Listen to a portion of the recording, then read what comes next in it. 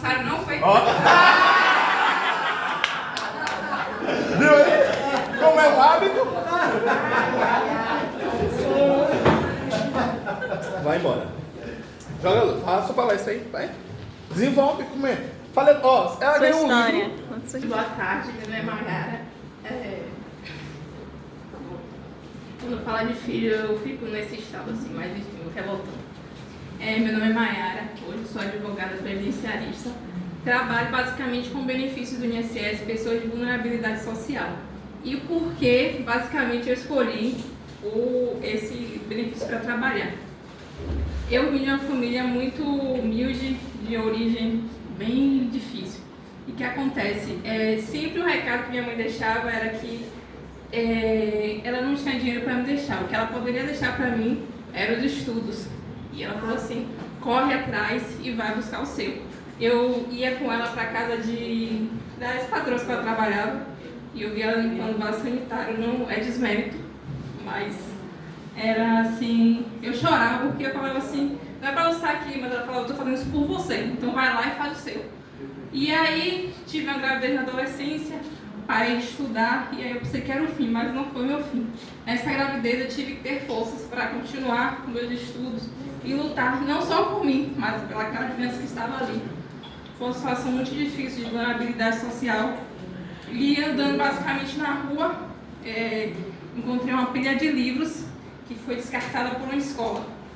E para que muitas pessoas ali eram um lixo, para mim foi ali que começou a minha jornada. Então eu comecei a estudar naquela época para concursos. Eu achava que era a única saída para mim, sempre aquela busca de estabilidade.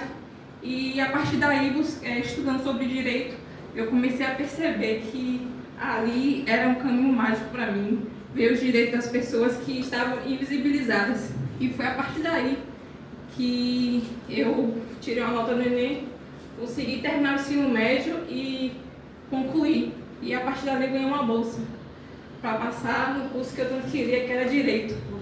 Só que o que acontece? Foi fiéis, e era 50%. E meus 50% restante eu tinha.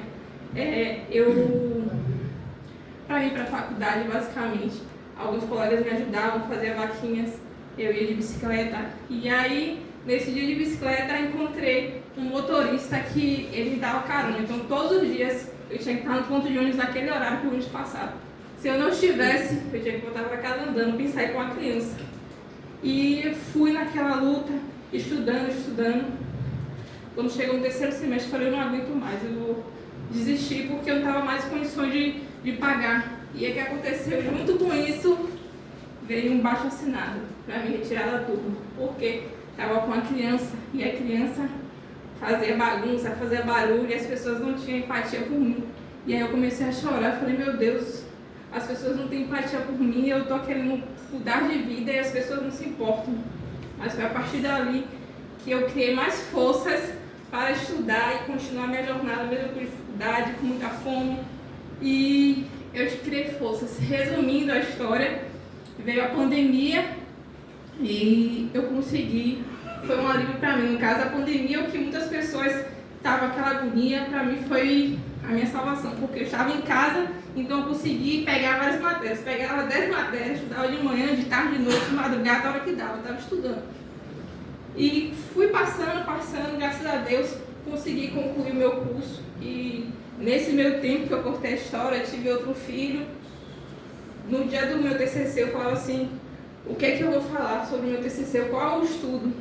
E eu comecei a estudar sobre as mães que estavam presas. Então, as mães, basicamente, quando elas são presas e tem um bebê, ela fica com o bebê até os 6 meses e depois elas, basicamente, se não tiver alguém para pegar a guarda da criança, ela perde.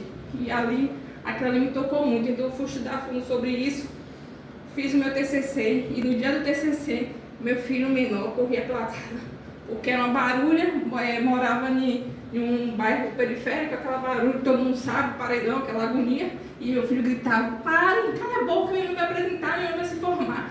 E eu naquela agonia, eu falei, meu Deus, ele torcendo, vai, não, você vai conseguir. E ali, em meio àquela lágrima, aquela agonia, veio a resposta. Eu tirei um 10 no meu TCC e ele começou a gritar, mãe, você conseguiu. E aí Eu chorava junto com ele, foi aquela agonia.